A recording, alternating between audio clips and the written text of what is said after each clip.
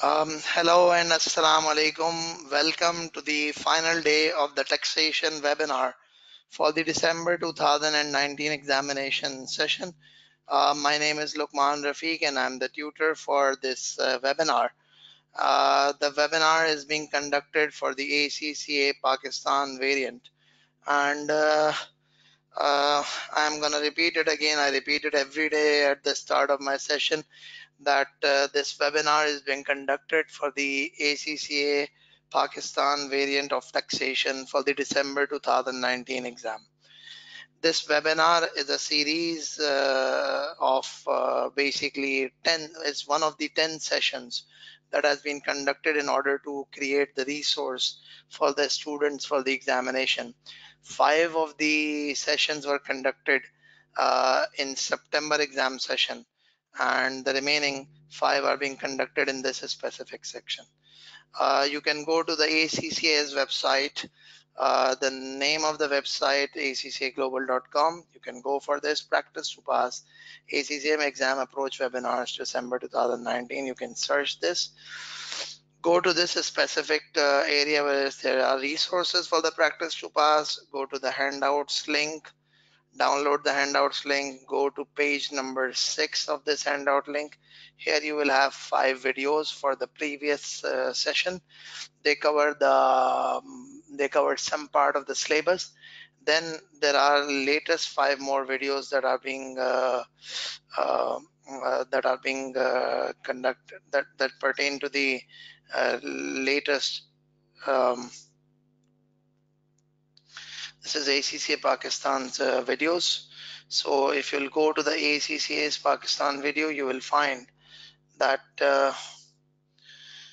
this is actually going to have few more videos like this video for the yesterday session, this video for the day before yesterday, this video 2 days before yesterday, and then this specific video. One more is there, I think so.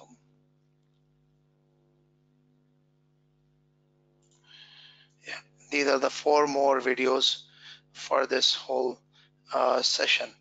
Like this is the first video, this is the second video again, this is the third video, and then this is the fourth video. That is what it is. So basically these are the 4 videos. Yesterday, like, I had a session where I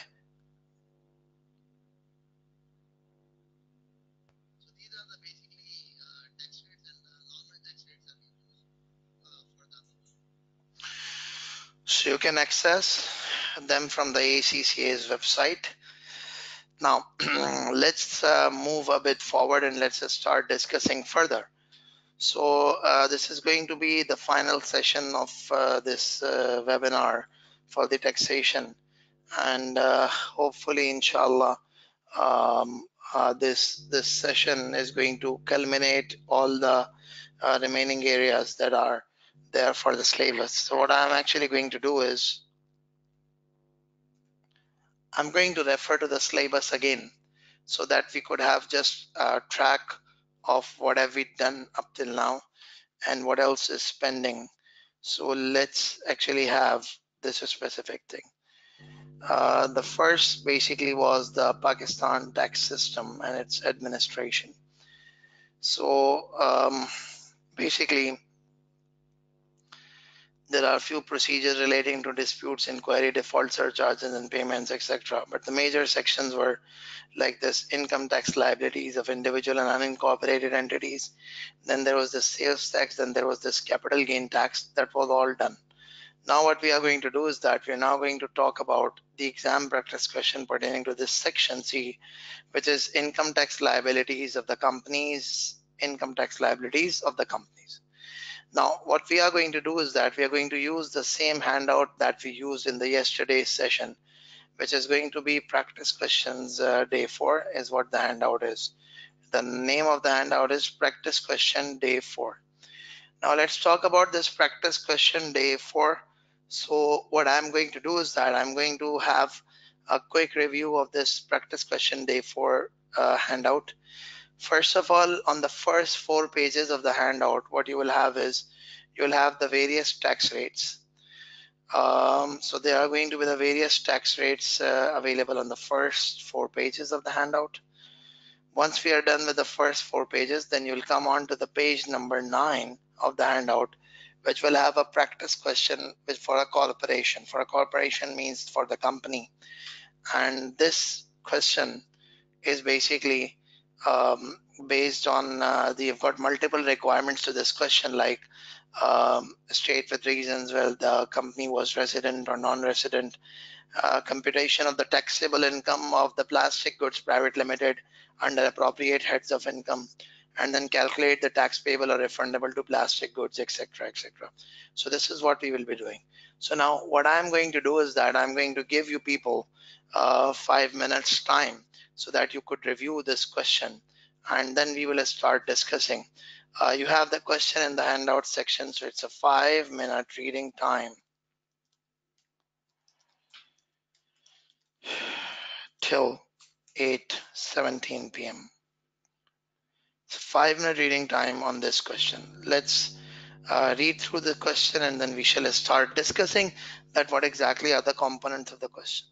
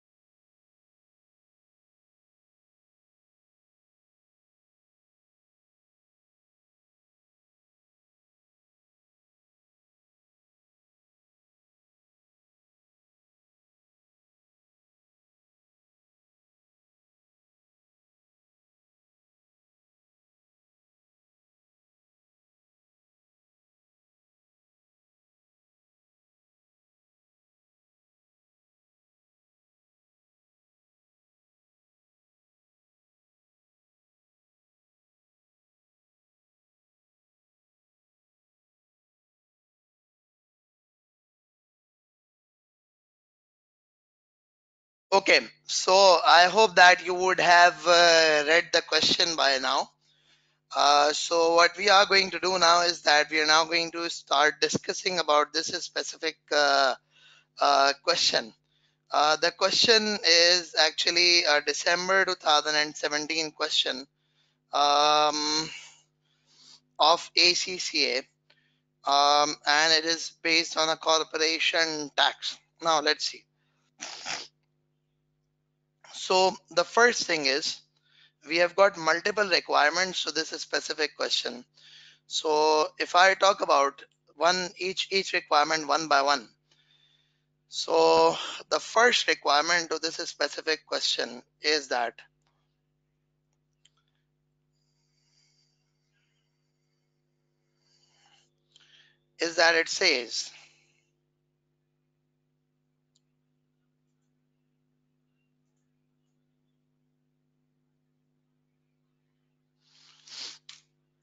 it says state with reasons whether during the tax year 2017 Plastic Goods Limited was a resident or a not resident company. So whether it was a resident company or not a resident company, this is something that you have to comment upon. Now what we are going to do is that I'm going to open up an Excel sheet where I shall be performing all the workings relating to this specific company and any specific note takings that we might actually have to do.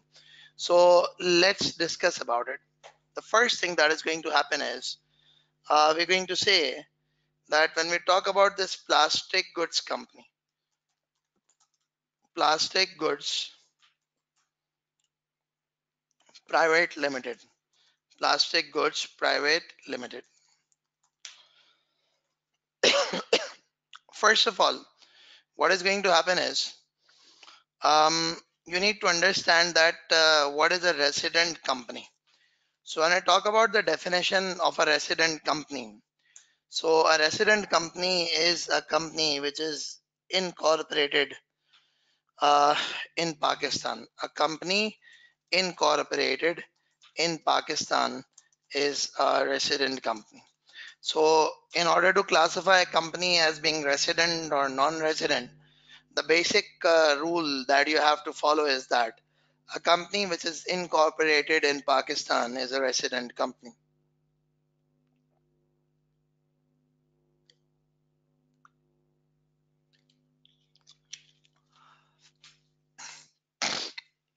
Now, so that's the basic rule. Now, when we will discuss the question, we'll go about it.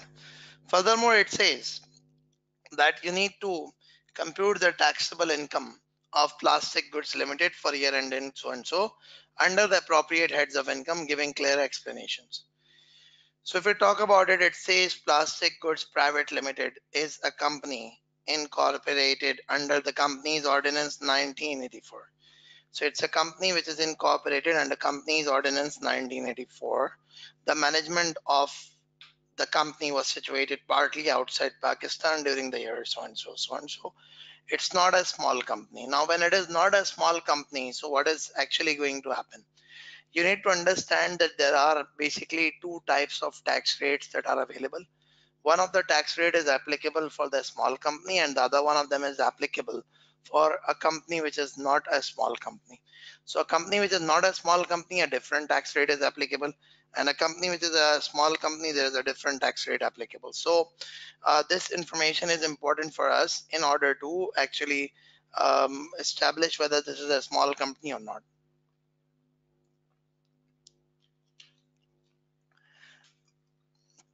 It says the products of PGPL are exempt from sales tax. That means this company is not required to be registered for sales tax.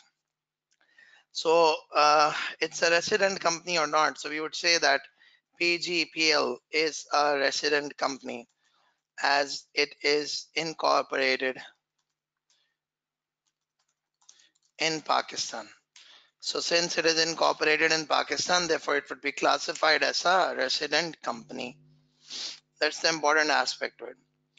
Now what next is there? We've been given the PGPL's income statement for the year ended 30th June 2017 is as follows. And the sales are given, the cost of sales are given, Gross profit is there, the administrative expenses are there, selling and distribution expenses are there, legal and financial charges are there, and irrecoverable trade receivables are there. So this is what it is actually going to be. Um, Other income is there, then there's this profit before tax, and then the provision for taxation and net profit. So when we talk about the income from business,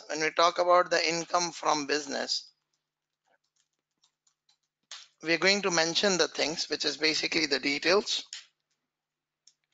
And then there's going to be the amounts that will be mentioned in respect to it.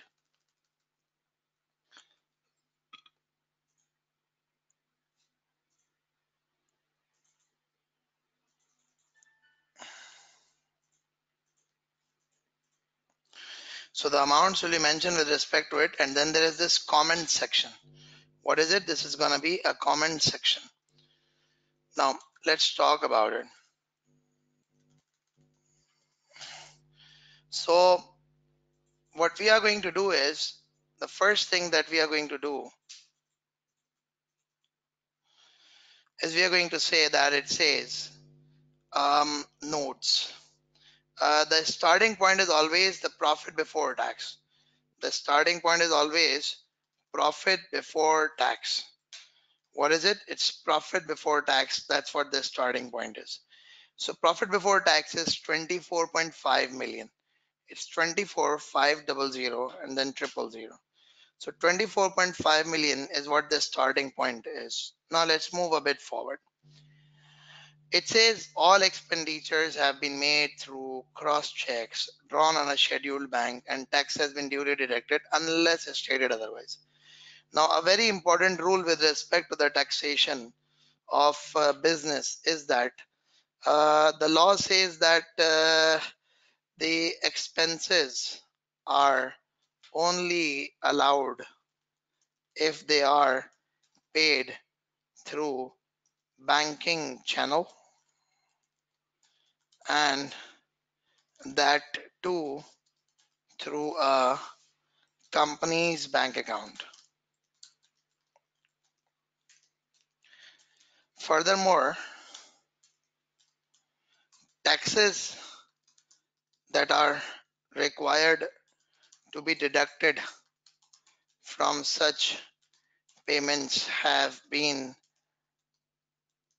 deducted.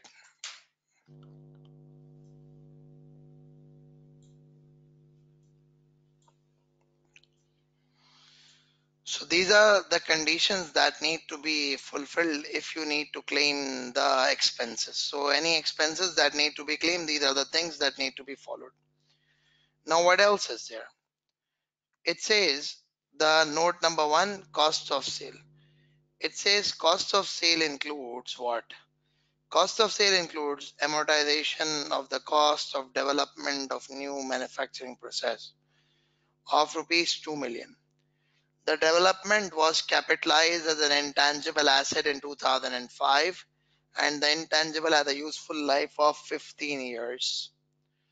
So the first thing is the cost of sale includes this much amount pertaining to the development. It says the development cost was capitalized as an intangible in 2005. Now what is going to happen is, you would say the amortization. There are going to be few things that need to be added up, and in fact I'm going to just go about directly. There are few things that need to be added up, there are few things that need to be deducted from it. So what happens is the accounting amortization. The accounting amortization, which equates to around 2 million, has to be added up. And what is the reason is basically the amortization is only claimable if it is computed in accordance with tax rules. Amortization is only claimable if it is computed in accordance with the tax rules.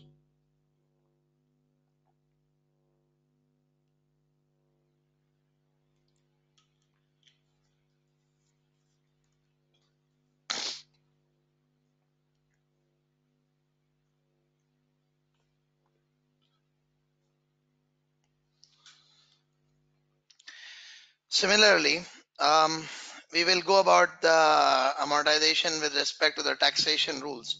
So we'd say the amortization, it's going to be termed as tax amortization. What is it going to be termed as? Tax amortization. So the tax amortization would be deducted and the accounting amortization would be added up.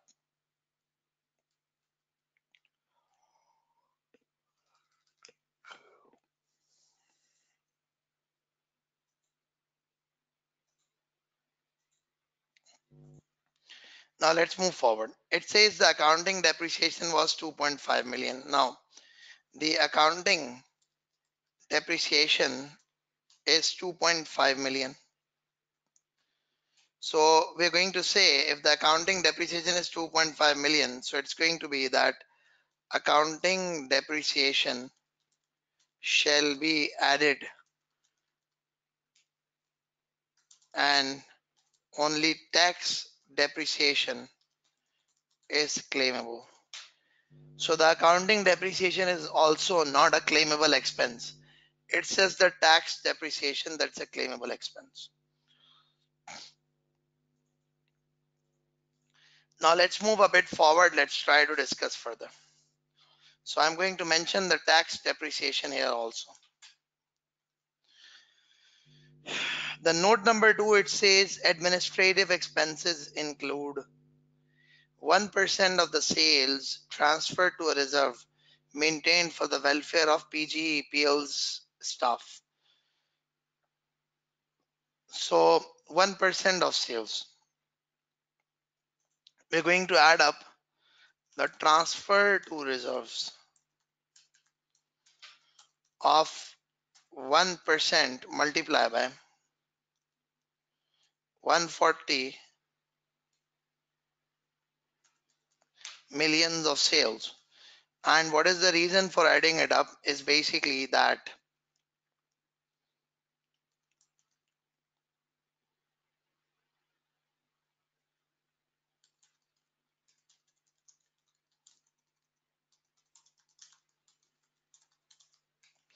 amount transferred to reserves are not claimable expense. Because if you transfer an amount to the reserve, it's just that you are setting aside that money. It's not something that the expense has arisen. It's just that you are setting aside this money and nothing else. So if you are setting aside a money, so setting aside that money would actually does not entitle that to be claimed as an expense. Setting aside the money would not entitle that to be claimed as an expense. So that is something that you need to understand.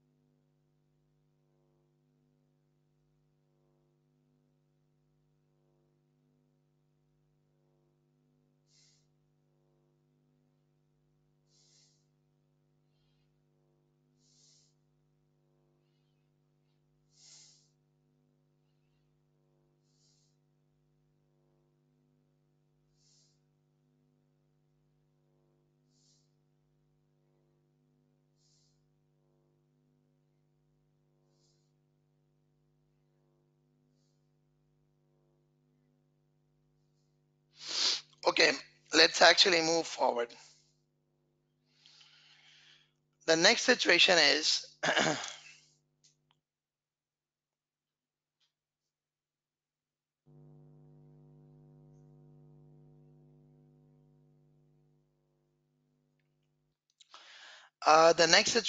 it says the entertainment expenditure of rupees 400,000 incurred during the year.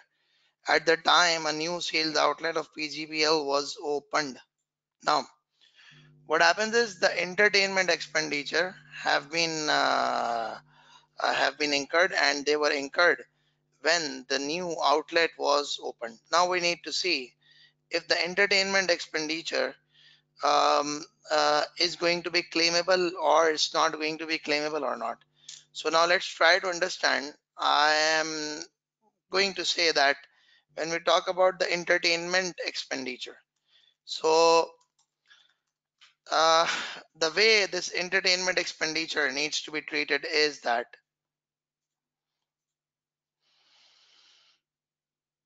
if the entertainment expenditure is incurred for the furtherance of business or is incurred during the course of business, then such expenditure is claimable. Here, the expense incurred on launching an outlet should be claimed as expense, and therefore no adjustment are required. So basically no adjustments are required with respect to this specific entertainment expenditure. The major reason behind this that it's actually the expenditure which has been incurred for the business only. Now what next there? It says salary of 750,000 paid in cash during the year to a temporary worker. So the salary which has been paid in cash will not be claimable expense. So it's going to be salary paid in cash. So we are going to say that 750,000, which is the salary paid in cash. So important thing is that the expenses, including salary, should be paid in cash, should be paid through banking channel.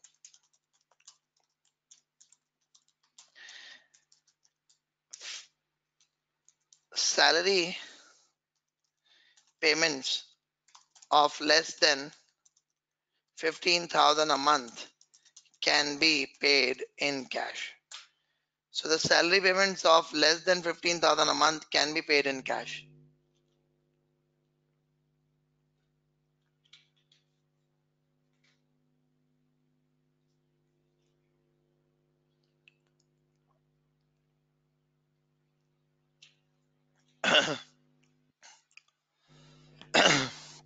Okay, now let's move forward and discuss further. So, note number 3, it says selling and distribution expense include a car valued at rupee 1.7 million given to Mr. Shahid, a dealer, for making record high levels of sale of PGPL's products in the 6 months ended this. Mr. Shahid is a filer and therefore no tax was collected from him. So remember this thing, that irrespective of the fact that he is a filer or a non-filer, if you are giving somebody a prize or an award or something, then that has to be claimed as an expense. So basically what happens is it has to be paid as an, the tax has to be deducted. So what happens is the selling the car transferred to salesperson. Car transfer to salesperson is going to be 1.7 million.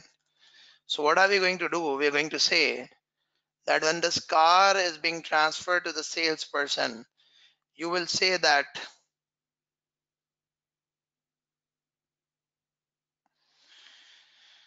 since the card is given as a prize for achieving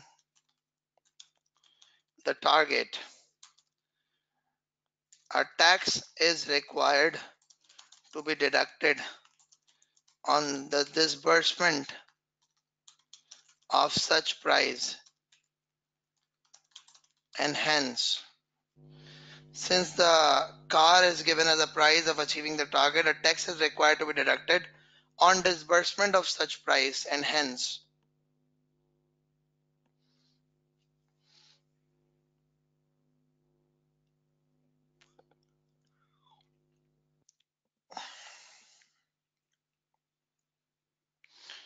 and hence the expense shall be disallowed because of non-deduction of tax. Being a filer would have required a different rate of tax to be applicable, but would not lead to exemption from tax deduction. So that is something that you need to understand, that if you are a filer, the tax rate that is going to be applicable will be reduced, but the exemption of the tax deduction will not apply. So if a company has given a car to an employee or to XYZ as a prize for achieving the sales target, so that is an expense for the company, and the disbursement of the prize is subject to a tax under section 155, 156. So if it is not deducted, it's not allowed as an expense. Now, what next is there? It says legal and financial charges include. Now, what is this legal and the financial charges? Let's try to discuss them. It says rupees 350,000 paid as a lease rental for a truck to an approved leasing company consisting of a markup of 50,000 and a principal amount of 300,000. Further, it says legal fee of rupees 900,000 in connection with an increase in PGPL's share capital.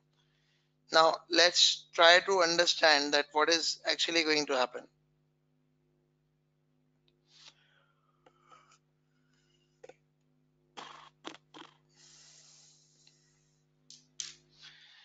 Um,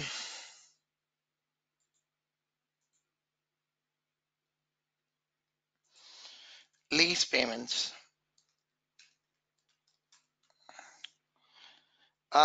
Since there is going to be no adjustment, so I'm just highlighting it, but I'm mentioning here that why am I highlighting and what does need to be done with respect to the lease payments.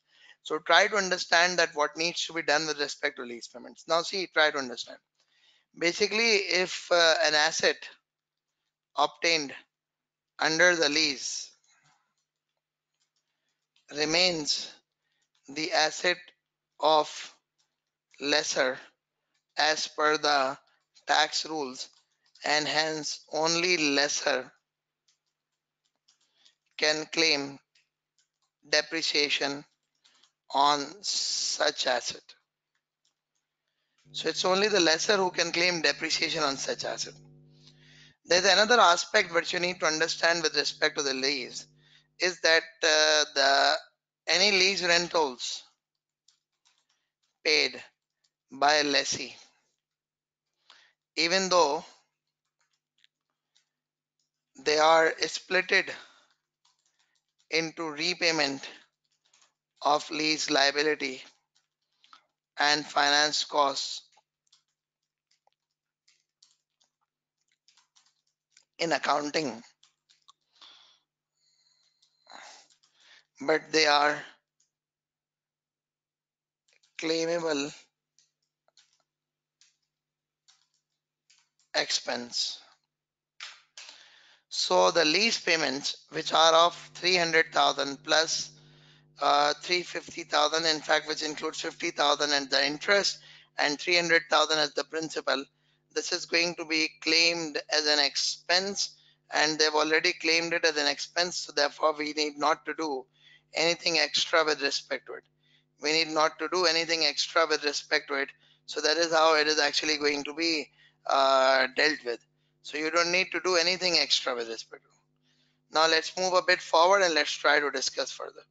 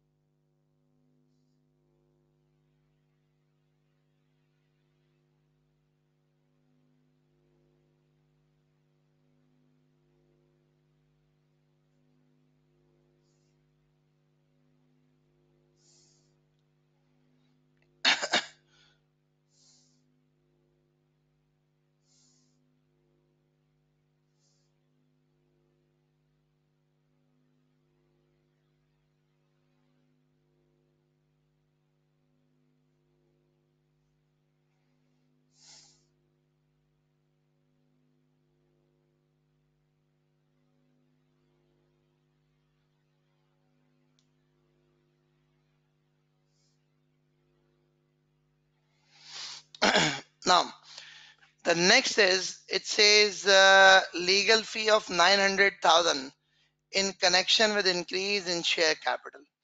Try to understand this thing, that legal fee for share capital is this 900,000. So remember that any legal cost relating to share issuance is not allowed as expense, because it's actually incurred for the purposes of generating the capital. So it's not allowed as an expense. It's not allowed as an expense.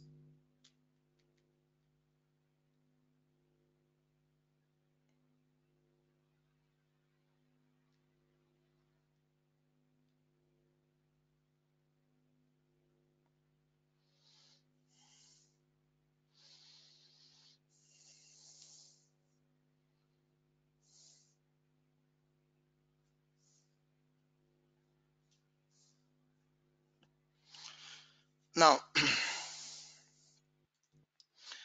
the next situation is note number 5.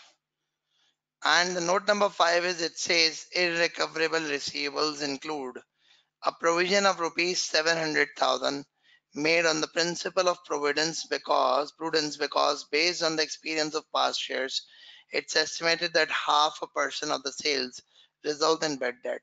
So when we talk about the irrecoverable debts, so what happens is 0.5% of sales is what is created as a provision. So you're going to say 700,000 is going to be added up. And why is it going to be added up? The reason behind that is, um, we're going to say that since the tax authorities only accept bad debt as expense, and the provisions for bad debts are not claimable as expense. So the provisions for bad debt are not claimable as expense.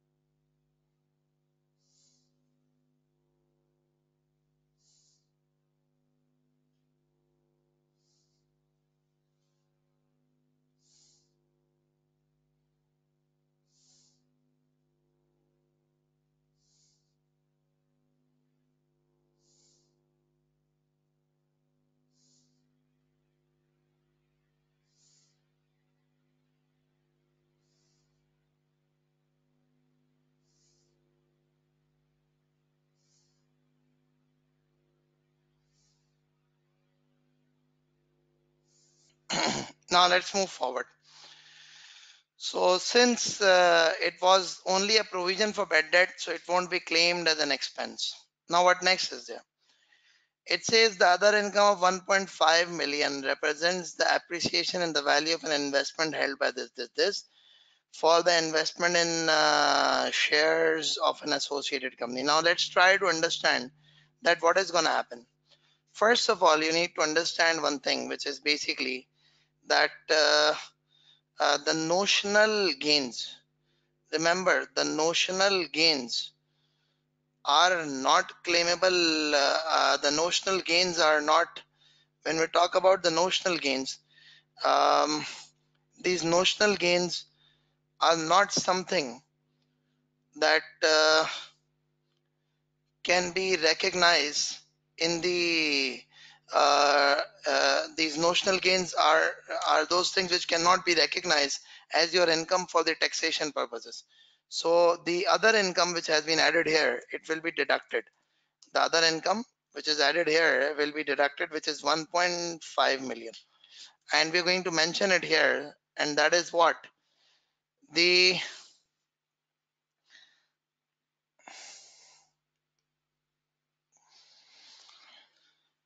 notional gains are not taxable. They are only recognized for the purposes of accounting and no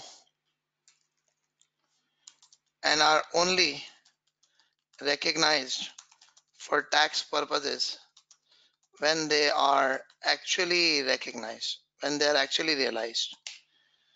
So the notional gains are not claimable, as in these notional gains are not taxable. When are they? Why are they not taxable? They're not taxable till the time. They're not taxable till the time they're actually realized. So now let's try to understand this thing.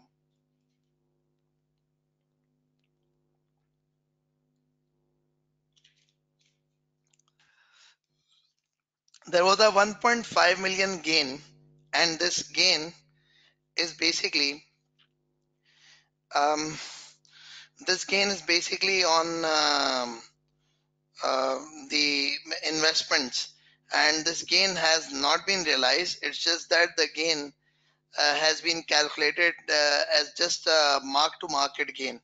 So remember that the mark to market gain is not taxed by the tax authorities, and all that you have to do with respect to the mark to market gain is that you just need to ignore them and wait for them to be realized. Then you will be then they are actually going to be taxed. So this is going to be removed from the income computed. Now what next is there? There is this note number 7 which says about PGPL's fixed asset records show the following. So this is what the PGPL's fixed asset records show. Also it says note number 8. So I'm going to come back to the note number 7 first. But before I come back to this, before we proceed further, note number 8. It says the company has paid the amount of tax during the year as follows. Advance tax in 4 equal installments, tax collected along with electricity bill, tax collected by leasing company at the time of lease because PGPL was mistakenly treated as a non-filer. So all of this is going to be claimed as a tax advance to the government. Now, the important aspect is note number 7, where we have to perform the calculation of the depreciation that needs to be recognized. So what I would want you people to do is that to perform the calculation of tax depreciation and tax amortization. Perform the calculation of tax depreciation and tax amortization.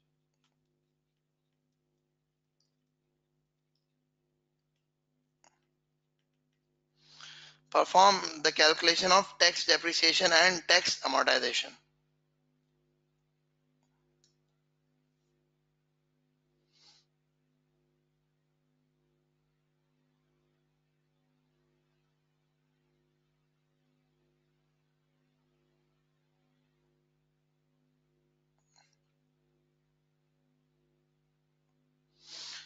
So let's try to calculate the tax depreciation and tax amortization.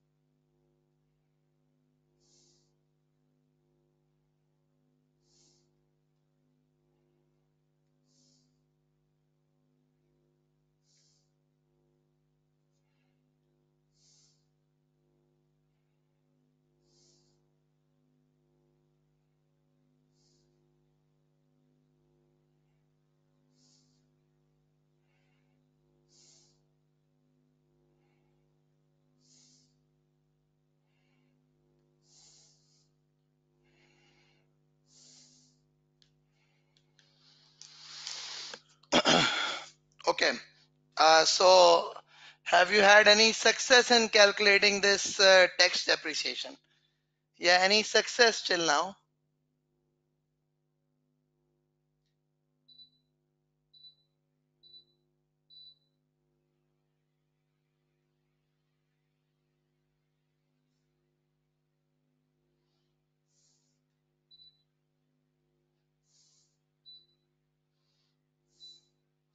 Yeah, any success till now? Okay, so let's actually start discussing. It says the tax written down value as at 1st July 2016. Then there is this additions in the year. Then this is what the total is. Also, it says note number A. It says this amount represents all the lease rentals which PGPL will have to pay to the approved leasing company over the entire lease term of the truck, including the residual value and so on, so on. So now I'm going to explain to you people how this tax depreciation is going to be computed. If you look at this specific, portion of the handout, here you will have the rates of tax deductions. You'll have the how the depreciation rates are there, which is page number 4 of this handout. It does mentions about the depreciation rate and mentions about initial allowance on eligible assets. So that is what is mentioned here. Now let's try to understand.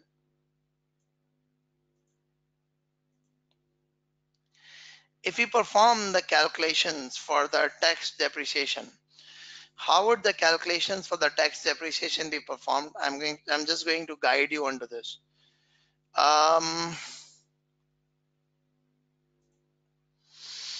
This is what we have with respect to the assets.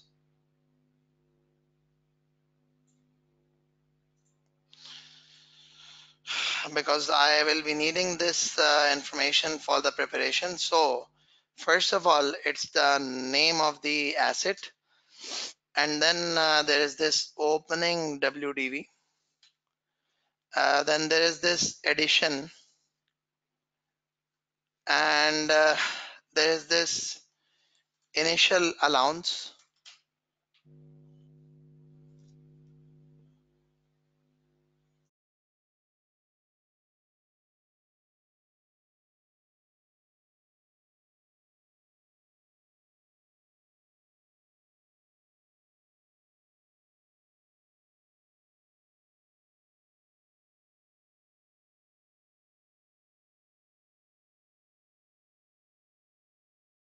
Now what next is there? There is this asset name, the opening value is there, the addition is there, then there is this initial allowance. Um, then we'll have the WDV of new asset after initial allowance. Furthermore, total WDV for depreciation, then the depreciation rate, and then there is this depreciation and the closing WDV. So we shall have to perform few calculations here, and then we are going to be able to go about it. Now, first of all, there is this freehold building. There's this building on freehold land. So the building on freehold land, the opening and WDV is basically 4 million.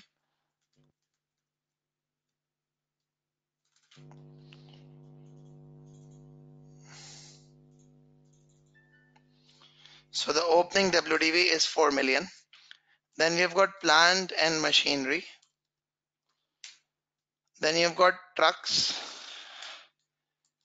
computer hardware, furnitures, fixtures and fittings. So this is what you have as an assets. The opening WDV are 4 million, 7 million. Then there's this 1 million and 560,000 and 800,000. We have the additions. There's no addition to building. There's no addition to plant and machinery. The addition to the trucks will also be ignored because that is basically the leased asset, and the leased asset is not eligible for depreciation. You have 140,000 For this computer hardware, you've got 100,000 for this. The initial allowance is only applicable to building and plant and machinery, so there is no initial allowance. Then there is this no WDV after this initial allowance, so this is all going to be this plus this.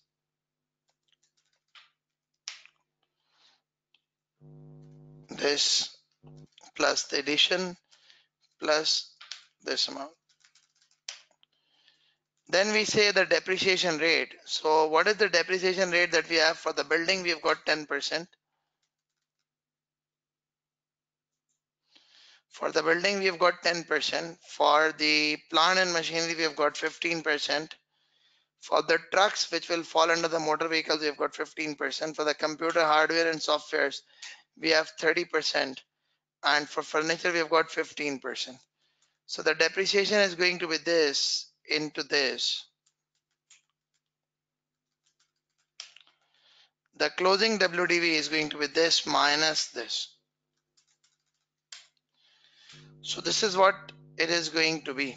Now resultingly what happens is, when we talk about it, so the resultingly the tax depreciation that we have is this amount, 1945,000.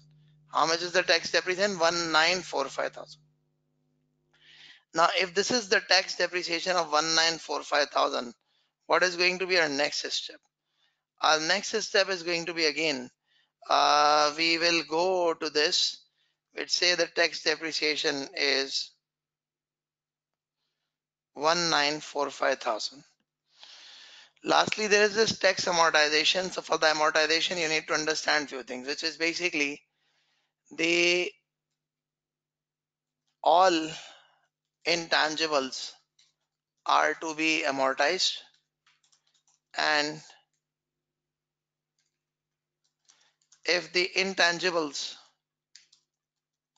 have indefinite life, then amortization shall be over 10 years. In case if life is more than 10 years, then amortization shall be over a maximum of 10 years. So basically what happens is the tax amortization has to be on 10 years basis. You can't have the amortization over the exact 15 years that the life of the asset was. So here we were being told that the amortization was basically of 2 million, and this has been for the 15 years. So now if it is actually for 15 years, so you need to try and understand that this 2 million is for 15 years. It's basically 2 million is based on 15. So how much is going to be based on 10? So this is what you need to understand. So it's going to be, in fact,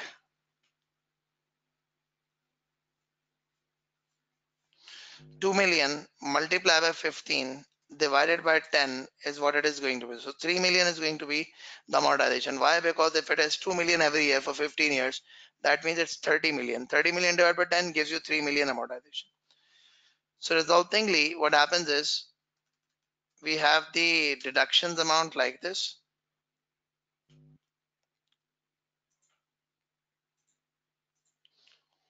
We have the additions amount like this.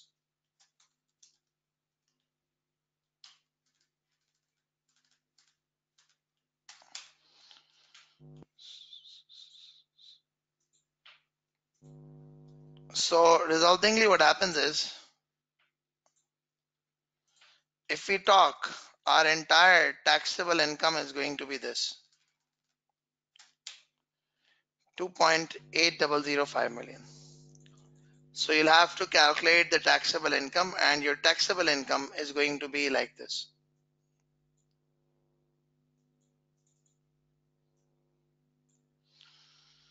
Yeah. So is it okay to everyone? So what was the requirement of the question? It was we were supposed to calculate the taxable income by the person. Now the next thing is about the tax payable or refundable by plastic goods. So how would you calculate it? It's quite simple. You'll just apply this page number 4. We have the rates for the company. In fact, page, not page number 4.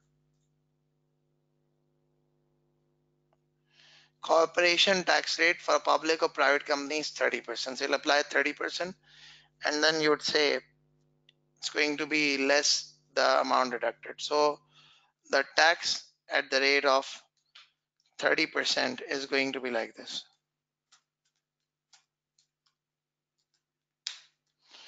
So it's going to be 8.401 million is what the tax is going to be. 8.401 million is what the tax is going to be.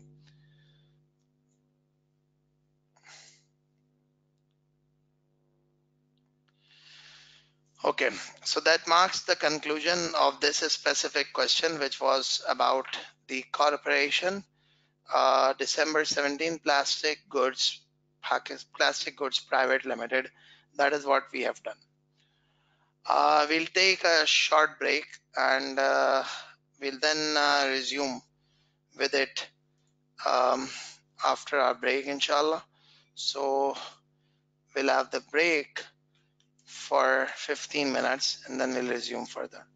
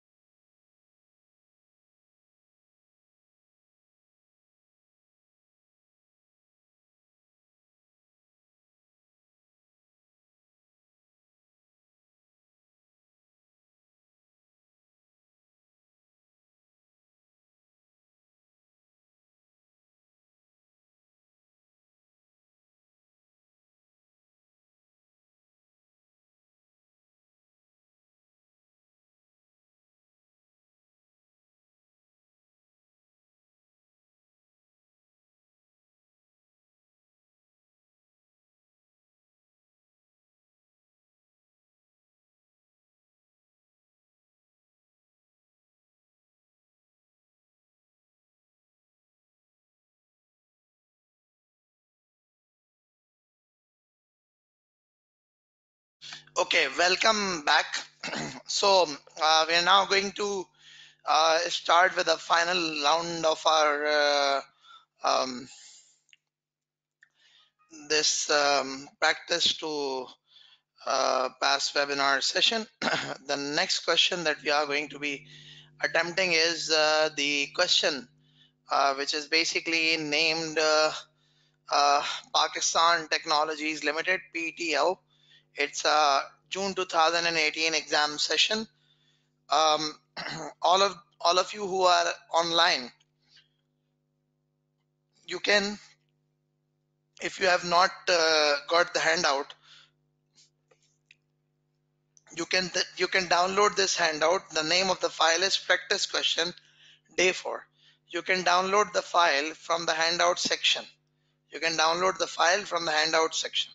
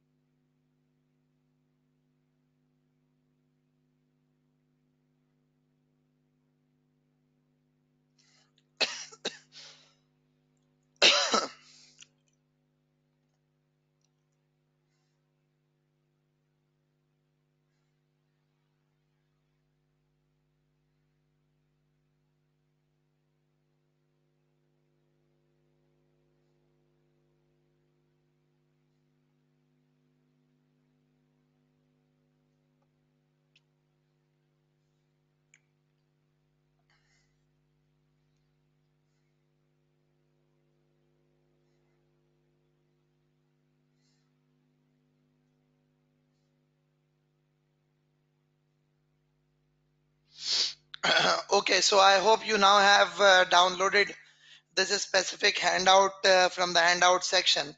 It's page number 11 of the handout, where we are going to find this question. The name is Pakistan Technologies Limited.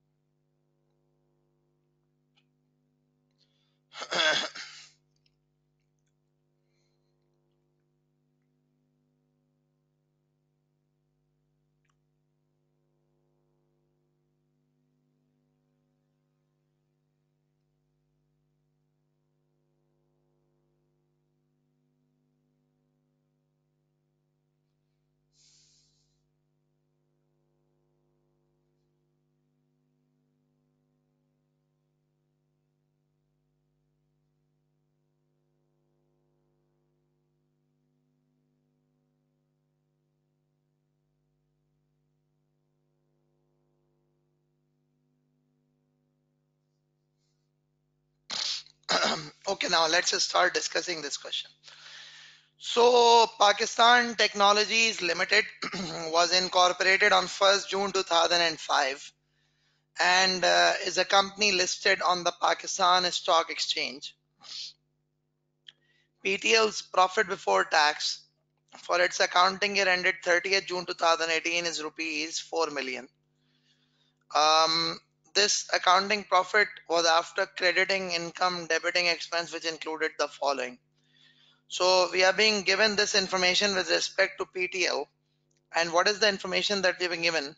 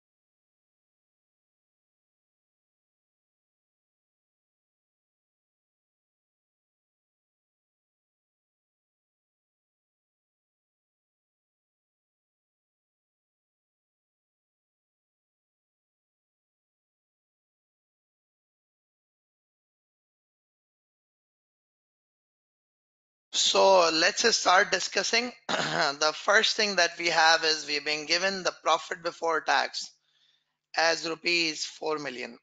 We've been given the profit before tax as rupees 4 million. The next thing is there are a few amounts credited, there are a few amounts debited. That is what we have to talk about, because the requirement is for the tax year you have to calculate the income under appropriate heads and giving reasons and so on and so forth. Now it says damages of rupees 50,000 received from one of PTL's suppliers of raw materials. One of PTL's suppliers of raw material for delays in the making of supplies. This was the first casual receipt of PTL had received it since its incorporation, and it was credited to the miscellaneous income. Now, first of all, as we did in the previous question also, you actually start off from the accounting profit and you try to establish the taxation profit. You start from the accounting profit and you try to reach the taxation profit. So if we try to reach the taxation profit, so let's actually try to understand this thing. And what exactly is it actually going to be? It says damages of rupees 50,000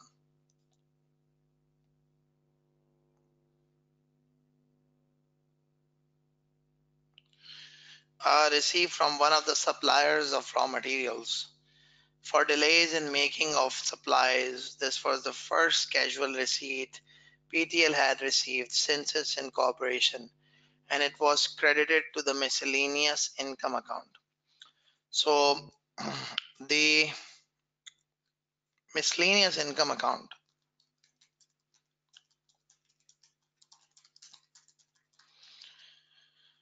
um, what I'm going to do is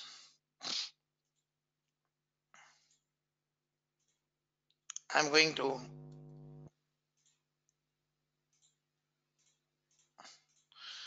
I'm going to highlight this specific head.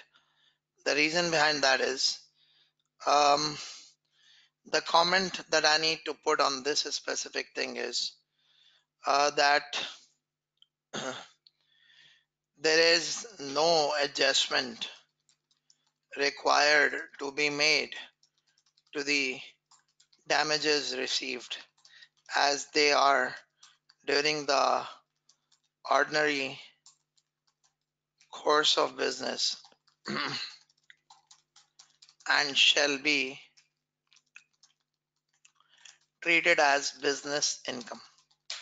So they are in the ordinary course of business and shall be treated as the business income. So that is what you need to consider, the miscellaneous income account. The miscellaneous income, there's no adjustment is required to be made to it, and the damages received during the year are because of the ordinary course of business and so on and so forth.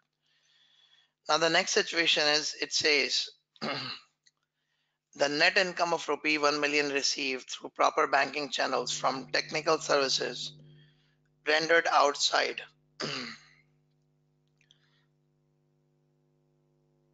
rendered outside Pakistan in August 17 under an agreement with a company in the United Arab Emirates.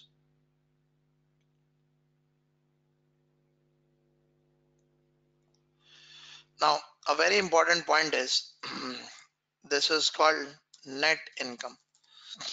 The amount of this net income is 1 million. Now, what are we going to do? We're going to say that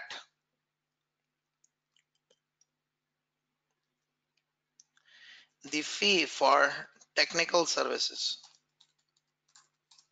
provided outside Pakistan are exempt from tax if the fee for technical services provided outside Pakistan are exempt from tax if what if they are uh, received in foreign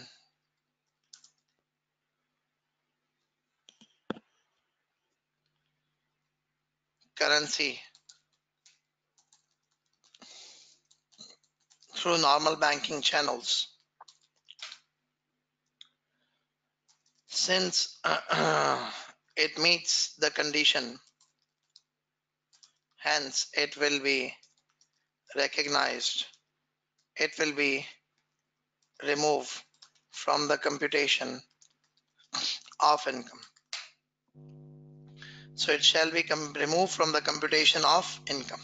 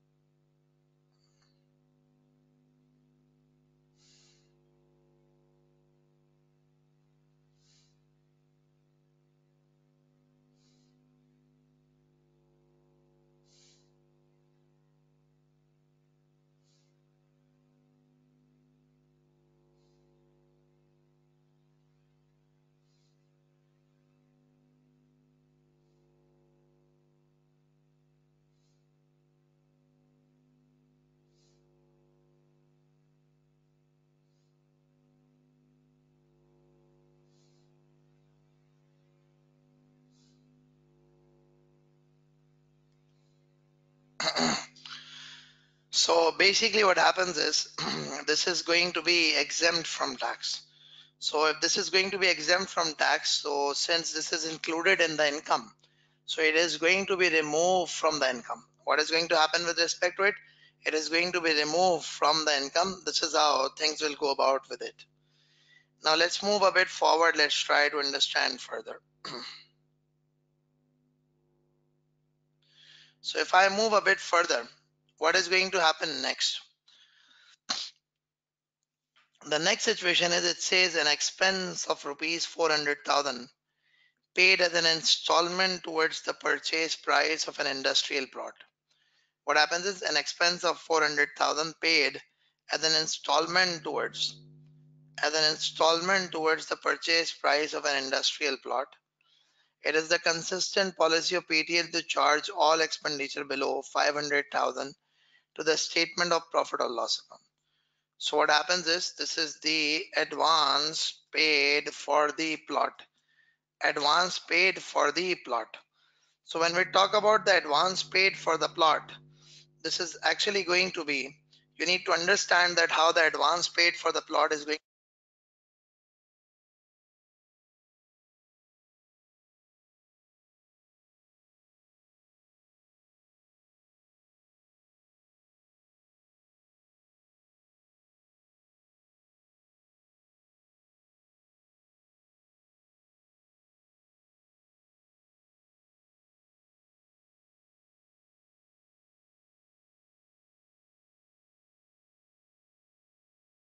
Okay, so when we are going to talk about this advance paid for the plot, so the advance of 400,000 will not be claimable, will not be recognized as an expense. Why? Because it is paid for a capital asset. And when it is paid for a capital asset, it has to be recognized as a capital nature expenditure, and should not actually be expensed out, and rather should be capitalized as a non-current asset. So what happens is advances for the plots are advances against capital asset and should be recognized as assets rather than being expensed out. Rather than being expensed out. So this is what you have to do. You have to recognize it as an asset rather than expensing it out. So they have incorrectly recognized the expense. So what we are going to do is that we are now going to remove it. Now what next is there? Let's try to understand.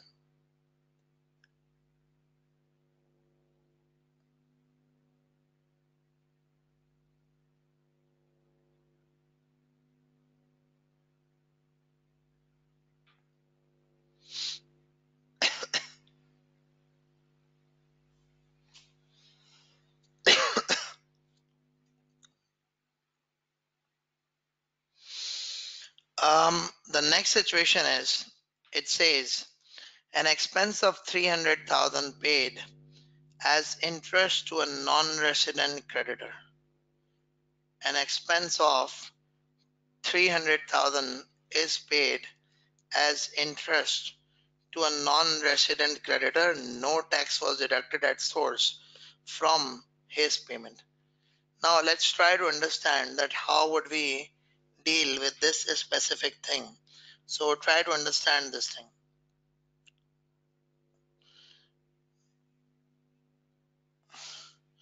So one thing is basically that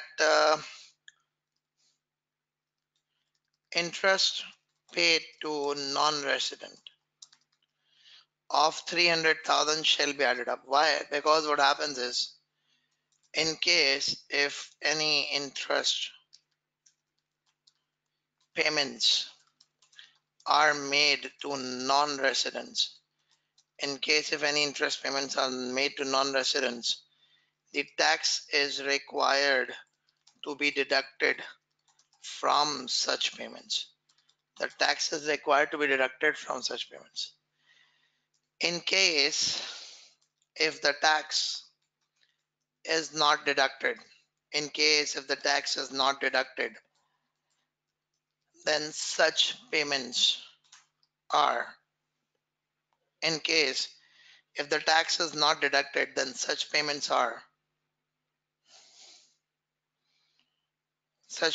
become inadmissible. Such payments become inadmissible. So if a payment becomes inadmissible, it has to be added to the income. If a payment becomes inadmissible, it has to be added to the income. So that's what has happened here. It's being added to the income.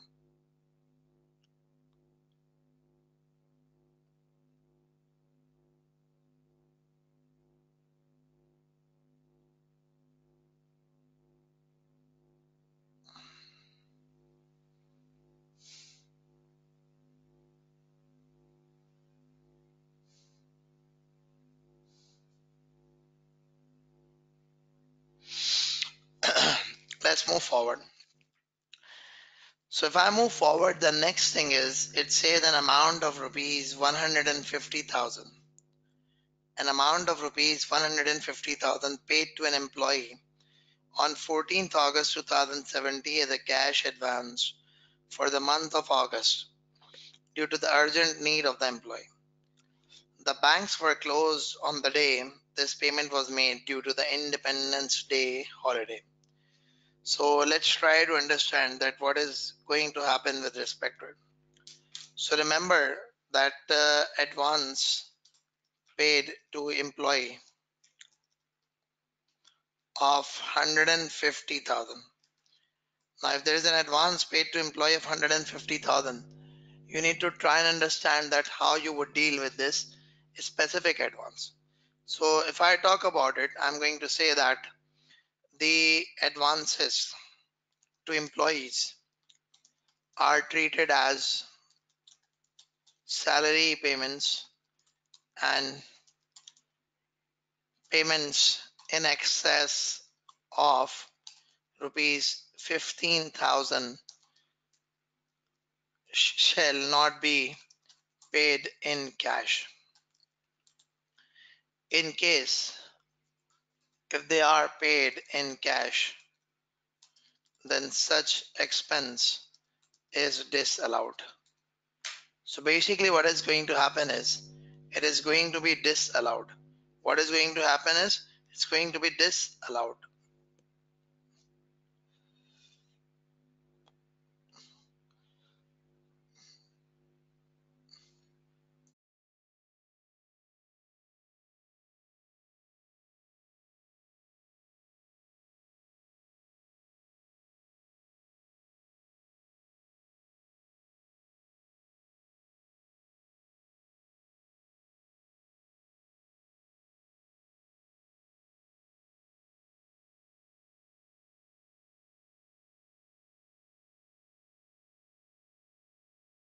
So it's going to be disallowed.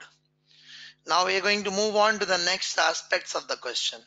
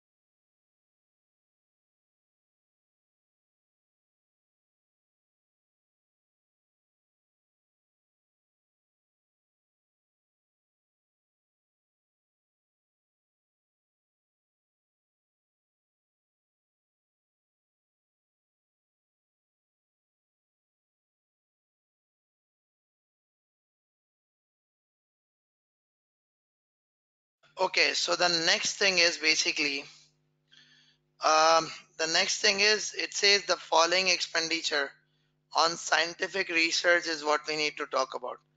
The following expenditure on the scientific research is what we actually need to talk about. Now, what exactly is it?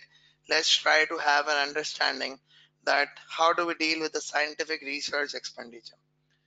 Now, what I'm actually going to do is that I'm going to ask you people to go through. I'm just going to open up the income tax ordinances relevant portion, so that what could happen is you people can just go through this specific aspect of the income tax ordinance, and then you can guide that what to be done with this. Because what happens is it's important that even if you are doing something at home, you should know that how to interpret a given law or how to interpret a given explanation.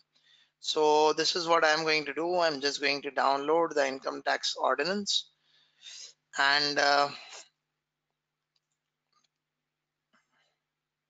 okay, here we go. So we have got the income tax ordinance here. I'm just going to open the income tax ordinance for your reference. You people are going to um, read the specific section, and then you will let me know that how to deal with it. So it's basically section 26, which is about scientific research expenditure. Section 26, which is about scientific research expenditure. Now let's try to understand that what is this scientific research expenditure, how is it claimed, and so on and so forth. So there's this scientific research expenditure, section number 26. Let's try to read through this specific section, and once you have gone through this specific section, then you try to attempt this specific requirement as it what is allowed and what is not allowed. Now go through it.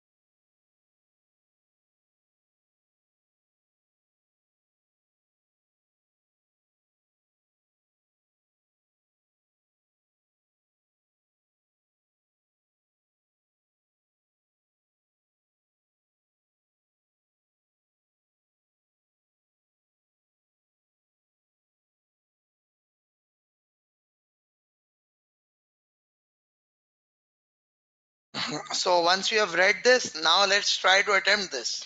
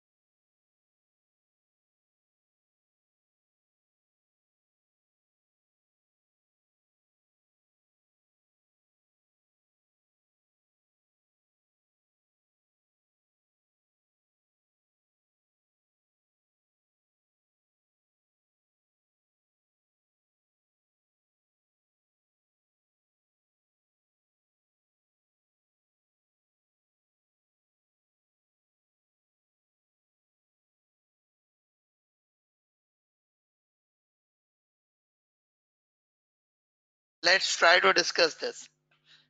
First of all, it says in-house expenditures, which is salaries paid to scientists, cost of different chemicals used in the research, then expenditure paid to a company in China for research work done on behalf of PTL. If you would read this section number 26 of the income tax ordinance, you would find this information that this section tells us that a research expenditure will only be claimable as an expense if it is undertaken in Pakistan. If it is undertaken in Pakistan.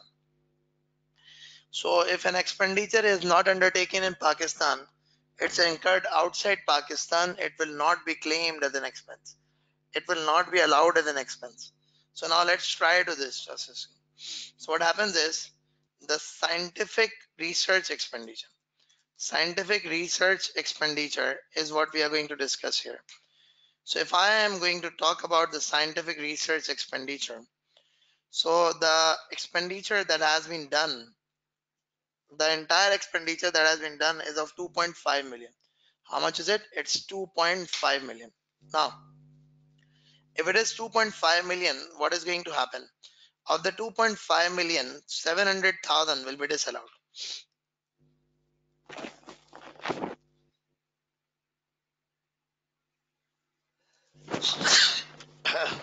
Alhamdulillah. Now, so what are we going to do? We're going to say this thing that the scientific research expenditure incurred in Pakistan is claimable as expense. But if it is incurred outside Pakistan, then it is not claimable as expense. So now what we need to do is that we need to understand this thing. The expenditures done in-house are claimable expense, but the amount paid to a company in China shall not be claimed as expense. So the amount paid to a company in China, it shall not be claimed as an expense. Why? Because the reason behind that is it's just the expense which is incurred in Pakistan which is claimable. The expense incurred outside Pakistan is not claimable.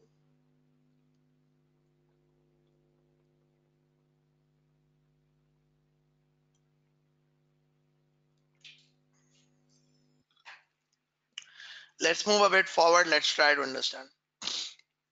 It says an expense of rupees 250,000 paid to a poor employee. Rupees 150,000 paid to a poor employee. And what exactly is that? To meet the employee expenses of their daughter's marriage, although there was no such clause in the employee's contract of employment. So the amount paid for marriage. Now remember this thing that this 250,000, since the amount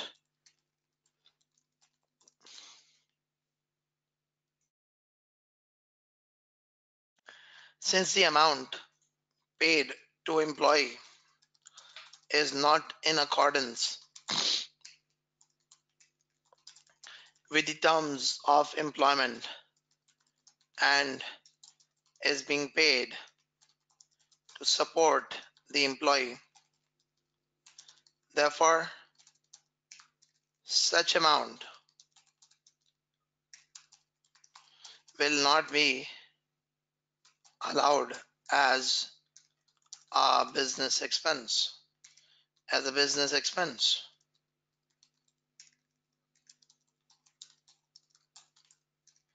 Such amount shall not be allowed as a business expense.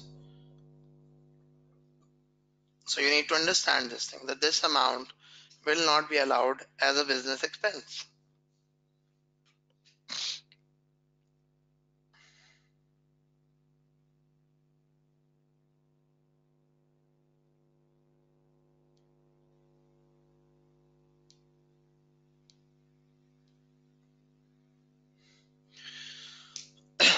Okay, now anyone has any questions till now? Anyone, any question please? Are you people with me? Any specific question pertaining to whatever that we are attempting or anything else? Well, yes, this is also one of the mandatory questions in the exam, because when we talk about this specific question, this is usually question number 5 on the corporation tax. It's a 15-mark mandatory question that you will come across every now and then. It's a 15-mark mandatory question that you will come across every now and then.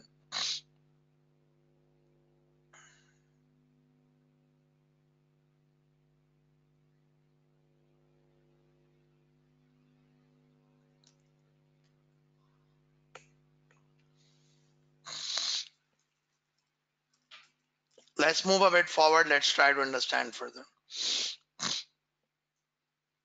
It says an expense of rupees 850,000 incurred on increasing PTL's authorized share capital. In order to meet the requirements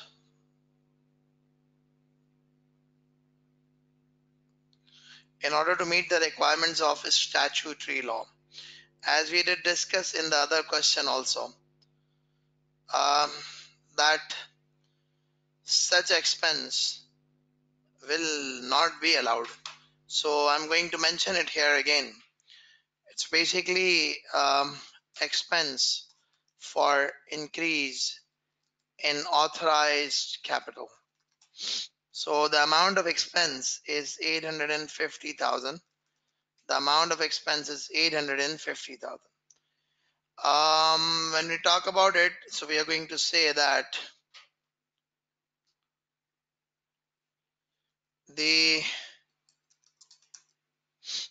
expense incurred for the issuance of share capital shall not be allowed as expense. So the expense incurred for the issuance of share capital shall not be allowed as an expense. That's the important thing that you need to understand, which is basically the expense incurred on the issuance of share capital shall not be allowed as expense while claiming the taxable income. Next is it says a fine of 50,000 imposed by municipal committee for the violation of local law. Now remember, there are two things that you need to understand.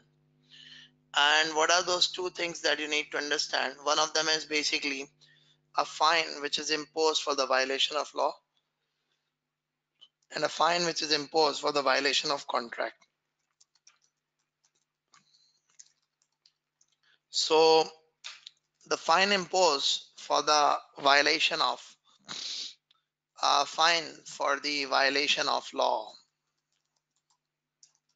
violation of law is inadmissible, whereas fine for the violation of contractual terms is admissible, bracket allowable expense.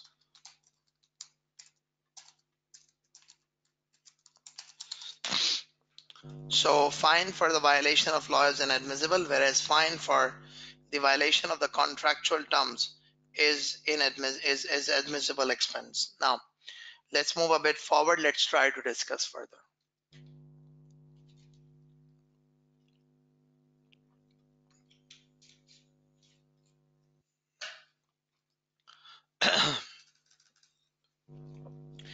It says an expense of rupee 400,000 paid to PTL's wholly owned subsidiary Kiran Limited on account of KL advertising the products of PTL.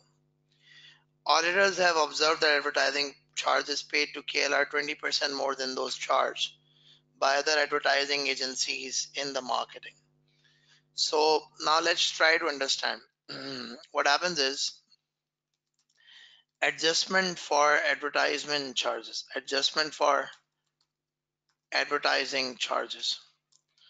Let's try to understand. The amount of adjustment is going to be, we have paid 400,000 and they seem to be 20% extra. So 400,000 divided by 1.2 multiplied by 0.2. So 66,667 is what the extra amount is being paid. Now, what exactly is the adjustment relating to this extra amount that's being paid to the extra amount that's being paid? So you need to try and understand this thing. Just like we discussed the related party concept in the accounting, the taxation has a similar type of concept which is pertaining to the related party. And in accordance with the tax rules, what you need to do is that any related party transaction, in case of any non-arm's length transaction, the transaction shall be recognized on the value applicable had this transaction be an arm's length. So remember this thing, that if you have any non-arm's length transaction, so basically what is going to happen is the transaction shall be recognized on the value applicable had it been an arm's length. Because what happens is you can't just fool around with the tax authorities by reducing the prices or by increasing the prices. The tax authorities follow it quite closely. They don't let you they don't let you go about this way. The tax authorities have a specific thing that in case if you don't have an arm's length transaction applicable in a specific thing, then what they do is that they make sure that the arm's length value is what the transaction is subject to. Now let's move a bit forward. Let's try to understand. It says, in view of the poor financial condition of KL, PTL wrote off loans totaling 650,000 which had been advanced to KL as bad debt. Now, a very important point with respect to the bad debt. So let's try to understand this thing, that what is this bad debt going to be?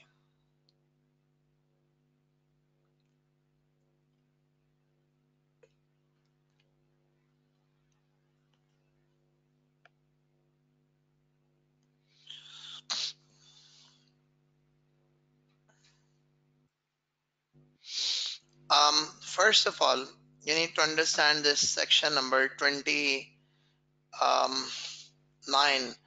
which is pertaining to the bad debt. So first of all, I'm going to show you the section number 29 of the income tax ordinance.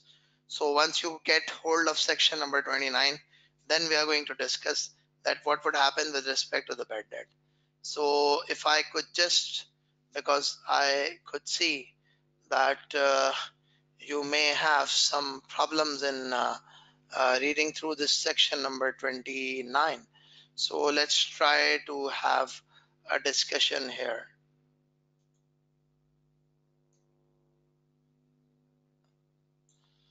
I'm just gonna put the whole section number 29 in front of you so that you people can have a good look at this specific section.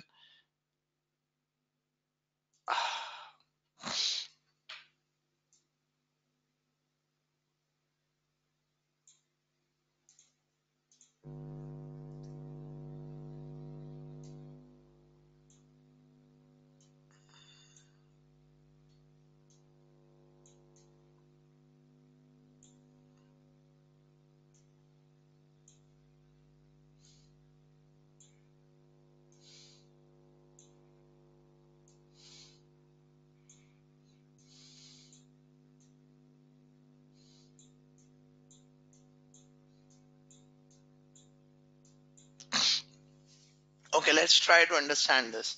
I'm just going to put this whole section in front of you so that you people can actually read through the section, and then you people come up with a solution to this specific treatment that has been done by the company.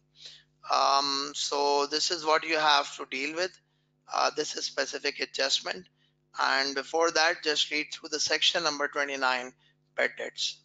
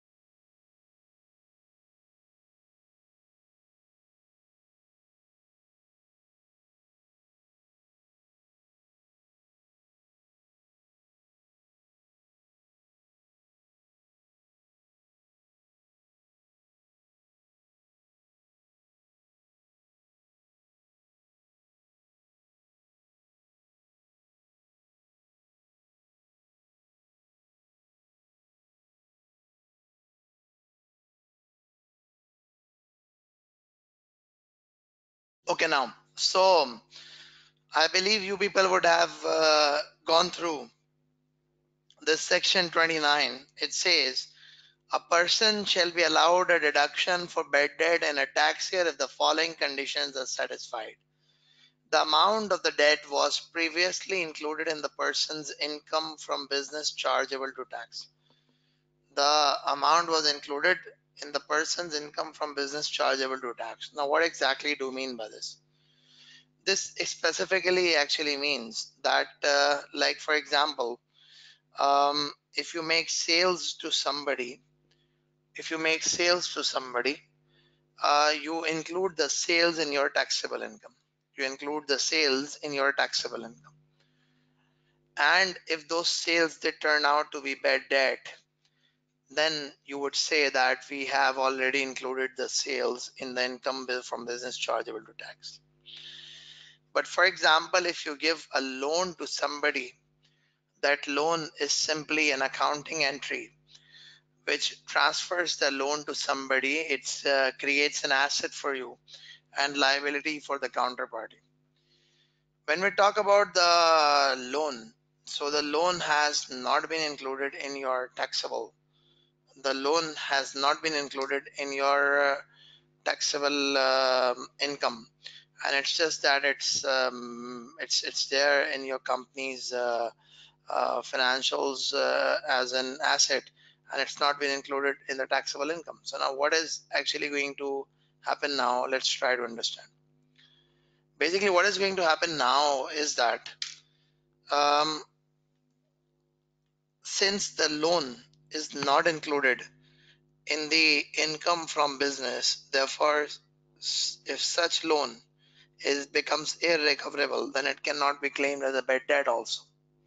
So you need to understand this. Now, it says in respect of money lent by a financial institution in deriving income from business chargeable to tax, the amount of debt was in respect of money lent. So if it's a financial institution which has lent the money to somebody, then that money is going to be claimable as an expense. But since you are not a financial institution, then you cannot claim it as a deduction because it has not been included in your income from business yet as a taxable income. So basically what happens is the write-off of loans, the loans written off.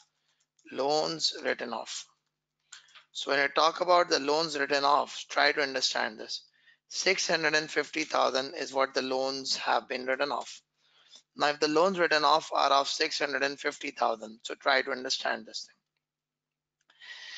That since uh, since the loans have not been included in the computation of income from business, since the loan have not been included in the computation of income from business,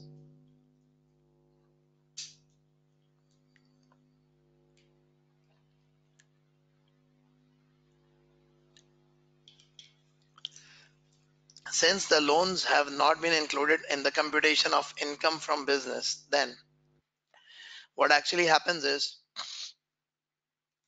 and also the entity is not a financial institution. The entity is not a financial institution. Therefore, the amount of bad debt in relation to money lent by a entity other than a financial institution is not claimable as expense. So it's not claimable as an expense. You can't claim it as an expense. You could have only claimed it as an expense had you been a financial institution, but you're not a financial institution. Therefore, you cannot claim it as an expense. Now, what next is there? Next is it says accounting depreciation is 1.8 million. So I would say accounting depreciation is of 1.8 million. Now, if the accounting depreciation is of 1.8 million, so what is actually going to happen is that the depreciation allowed is in accordance with tax rules and not as per the accounting rules and not as per the accounting rules. So the depreciation that is allowed is actually as per the taxation rules. It's not as per the accounting rules that is allowed to be claimed. So you can't claim the depreciation which has been claimed in accordance with the accounting rules. Now let's move a bit forward. Let's try to have an understanding.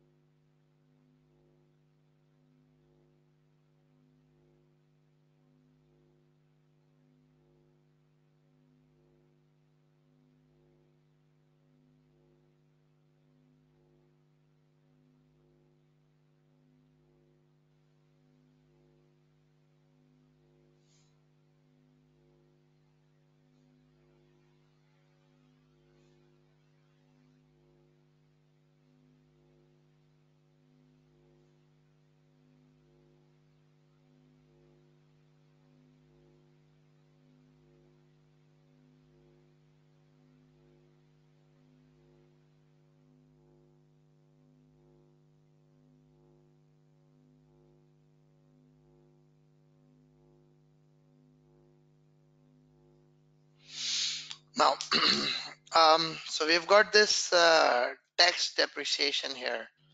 This tax depreciation will actually be deducted as an expense. How much is it going to be? We'll do the calculations. Further, it says the tax written down values of PTL's fixed assets were so and so, so and so. It says on it becoming obsolete, a computer having a tax written down value of 300,000 was discarded on 31st December 17. The fair market value of the discarded computer was 4,000.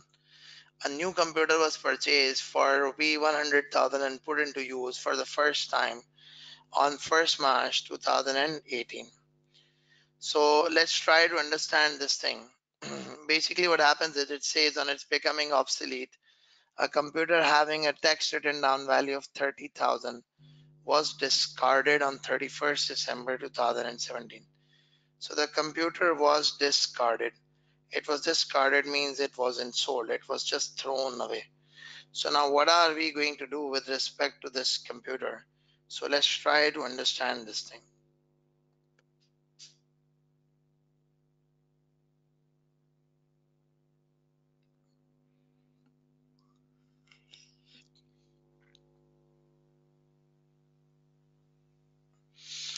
So basically what happens is you would say loss on disposal of computer. Now let's try to understand this thing. The loss on disposal of computer is going to be 30,000 minus 4,000 gives you 26,000. Now you need to understand this thing, which is basically if an asset is discarded, it is treated to have been disposed of. Since the computer was a business asset, since the computer was a business asset, therefore this computer will be recognized as therefore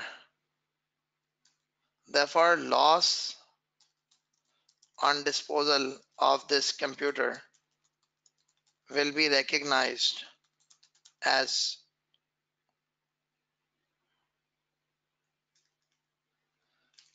a business expense.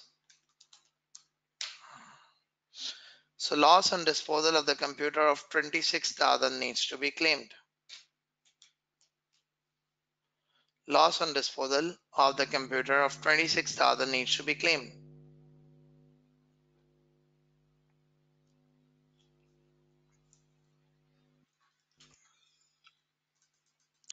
Now what next is there? We have got these multiple assets, and these multiple assets, we need to perform the calculations pertaining to these multiple assets. We've been given the opening net book values of them, and we are also being told that a new computer was purchased for this. Now let's have a discussion. So building, plant and machinery, motor cars.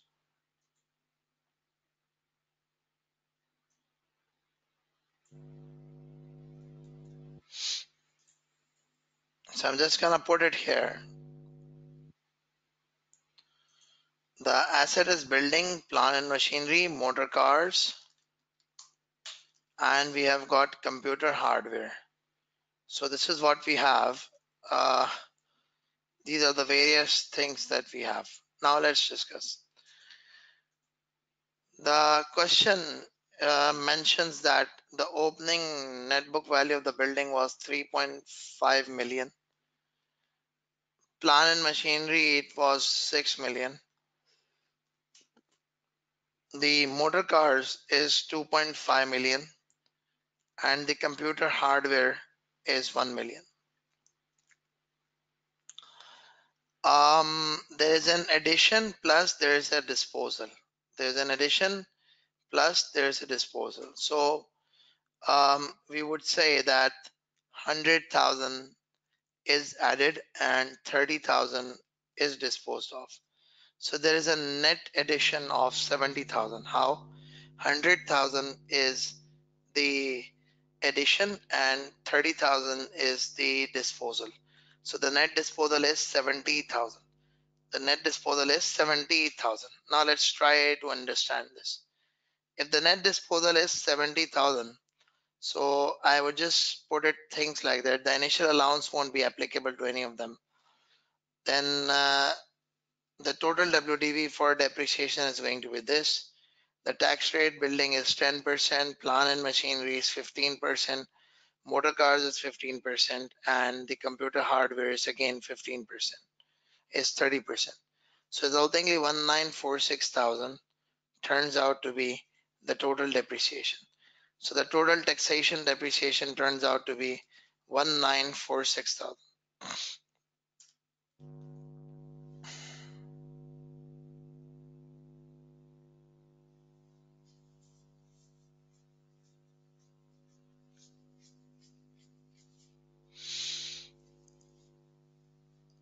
Okay, now let's move a bit forward and let's try to understand.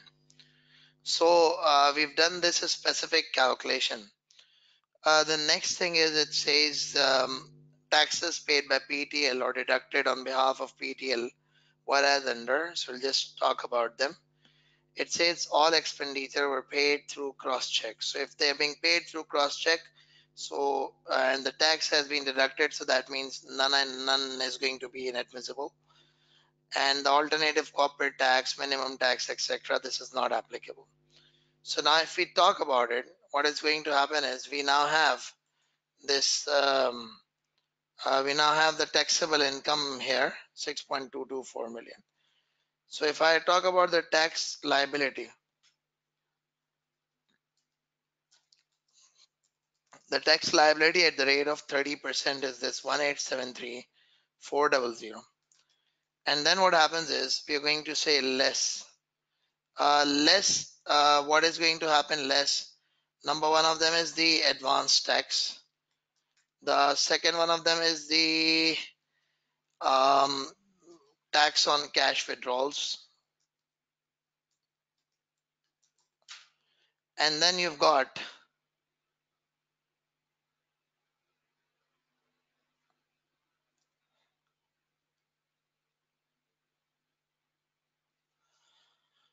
deductions by customers. So you've got deductions by customers. That's also one of the aspect of it. And if we talk about it, so what is going to happen is, if I say it's basically 1.2 million, then you've got 35,000, and then you've got 600,000. So if we sum up the whole of it, what is going to happen? 1,835,000. It turns out to be 1,835,000. So basically what happens is, if it is 1,835,000, so we are going to say that this plus this is the net tax payable. The net tax payable is going to be this. So this is what the net tax payable is going to be.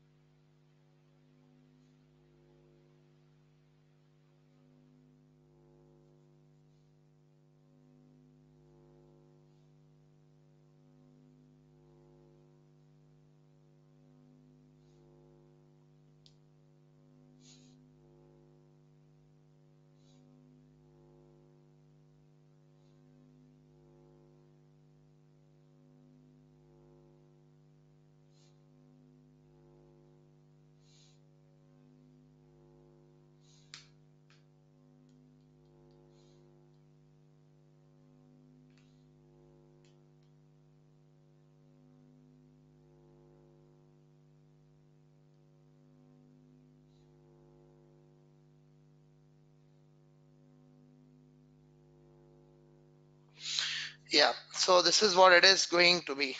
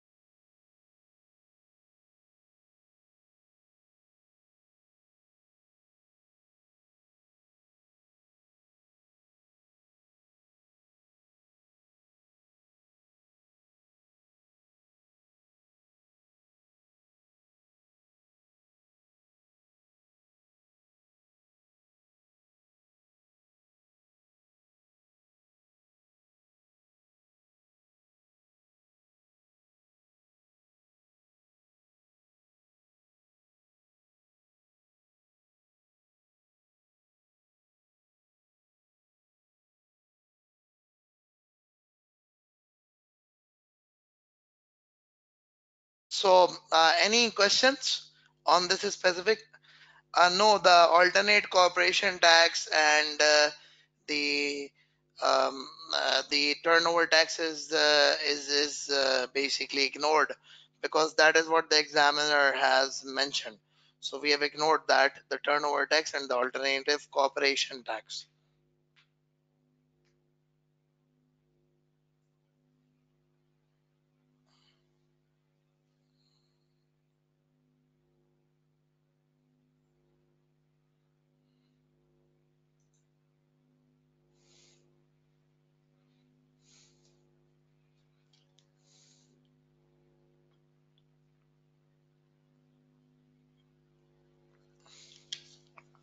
Okay.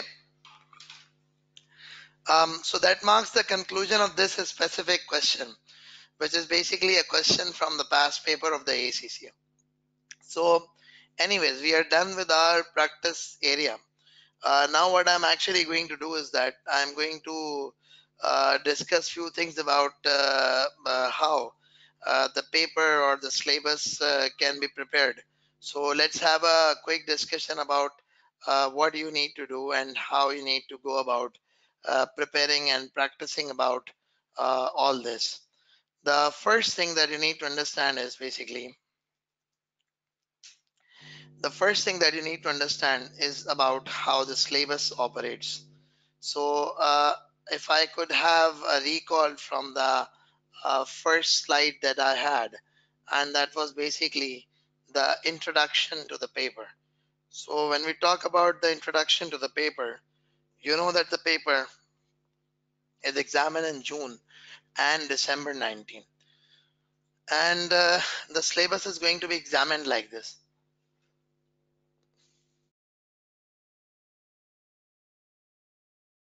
Section A, which is going to be of 30 marks, and section B, which is going to be of 70 marks. And in the section B, you have got 4 questions, 10 marks each, and then you've got 2 questions, which is going to be of 15 marks each. So this is what you will actually be going about. Now, if I talk about the whole of it, so I'm going to give you an idea that you have reviewed this whole syllabus. So the based on the historical pattern and all that, there is a one mandatory question from sales tax, which is of 10 mark, one question from capital gain of 10 marks, a 15 mark question from companies, 15 mark question from individual. So that makes it 15 plus 15, 30, 30 plus 10, 40, 40 plus 10, 50. So this is how 50 mark questions are guaranteed to you.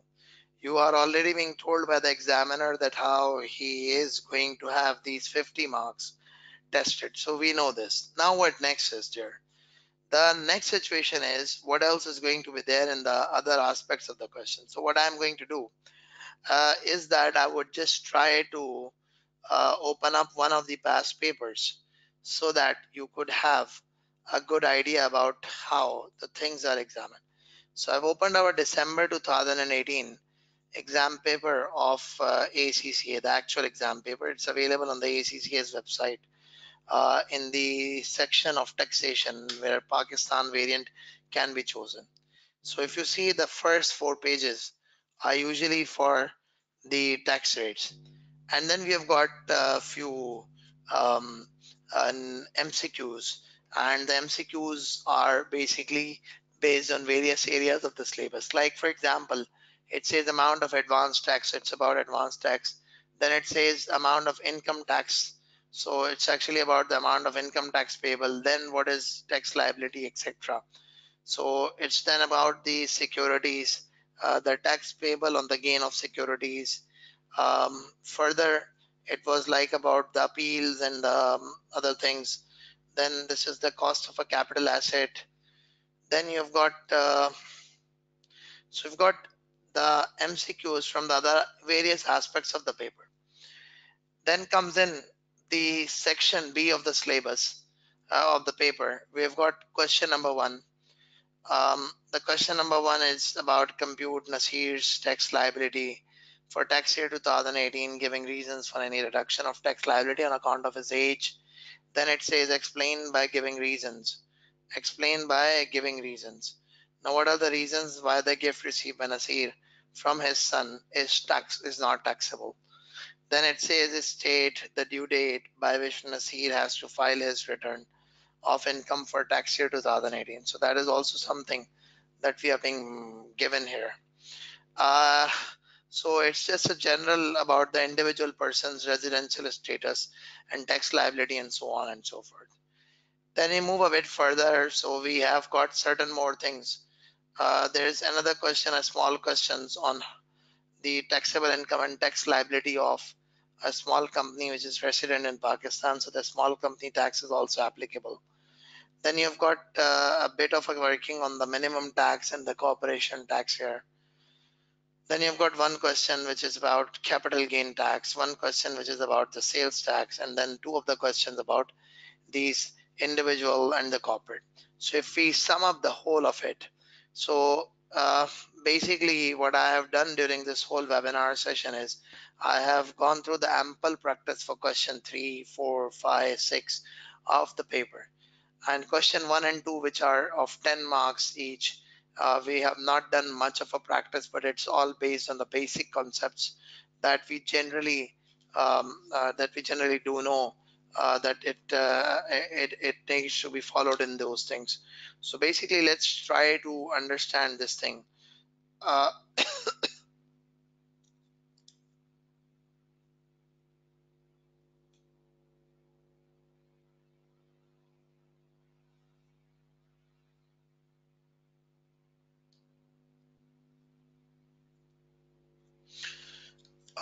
which is that if you have to prepare well for this paper, so my suggestion to you is going to be you can obtain the book of Mr. Khalid Petiwala, and alternatively, if that is not available, you can go for the book of Mr. Mirza Monawar Hussain.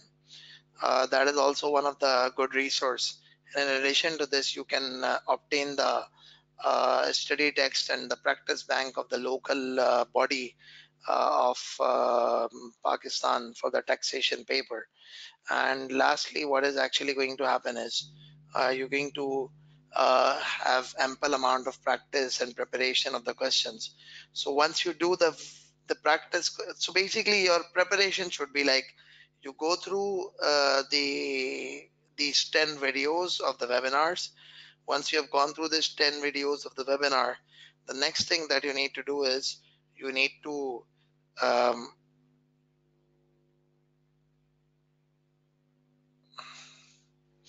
you need to then go through the past papers, and you need to continuously refer to the books that I've actually mentioned to. So this is how you'll go about.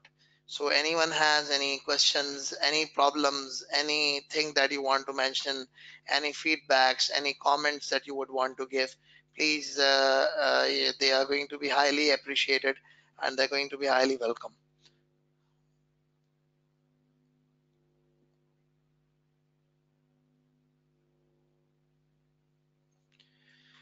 There's also a WhatsApp group for the taxation paper that we are managing. So all of you who would wish to be part of that group, you can join the group.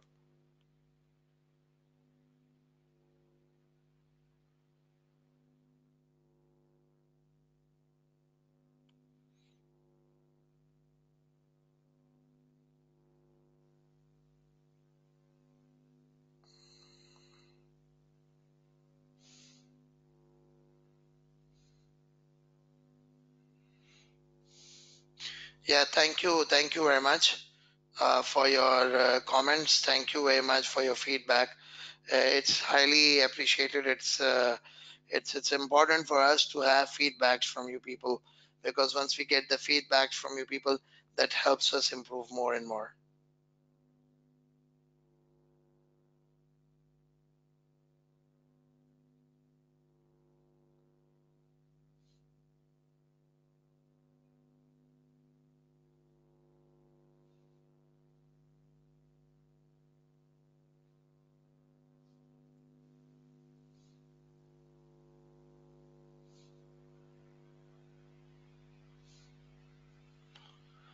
Okay, that's great. So thank you very much for your time, and thank you very much for attending this session webinar. Um, let's inshallah let's inshallah stay connected, and in case if you have any questions, any problems, just to let me know, and we will inshallah sort it out. So thank you very much, everyone. Let's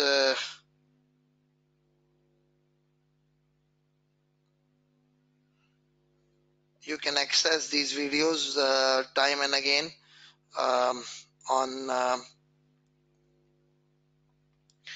you can access these videos time and again over the Vimeo channel of ACCA.